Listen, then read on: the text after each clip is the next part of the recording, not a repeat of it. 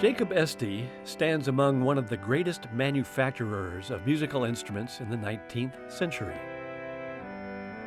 Between 1846 and 1960, the Estey Company ultimately manufactured over 500,000 reed organs, over 3,000 pipe organs, and hundreds of pianos.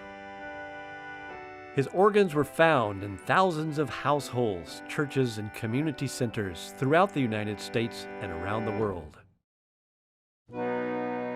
Jacob Estey's beginnings were, however, quite humble. He began work in Brattleboro as a plumber, but soon bought into the manufacture of small reed organs and began to expand his business. Being an astute businessman, Estey enlarged his facilities and workforce that, over time, because of 2 fires and a flood, included 3 different buildings, each larger than the last. The sizes and types of reed organs followed suit. In 1870, Estey began to build his final factory complex of 8 regimentally arranged buildings on Burge Street, high above the town of Brattleboro, safe from floods.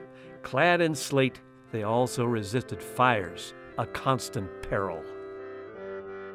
In the process of expansion and changing partnerships, he enlisted the talents of his son, Julius, and one of the most storied figures in Vermont history, Levi Fuller, who went on to become governor of the state in 1892.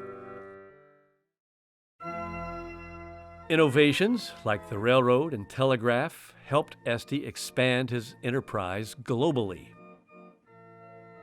Wagon loads of Estey organs were a common sight as they made their way to the Brattleboro Railroad Station. A burgeoning workforce ensured that the wheels of production were constantly in motion. In fact, you are presently standing in the building that once housed the Corliss steam engine that animated all the machines within the Estey factory complex. At the turn of the 20th century, the Estey Company began the manufacture of pipe organs. Gradually, the demand for reed organs was on the wane due to new technologies like the phonograph. Bicycles and automobiles took people away from parlor sitting. Amusement parks, penny arcades, and Nickelodeons heralded the arrival of popular culture. Women began to enjoy new freedoms away from the household. By the mid-1900s, the Estey Company, in spite of weathering the Depression, World War II, television, and the electronic age, began a downward spiral and closed its doors in 1960.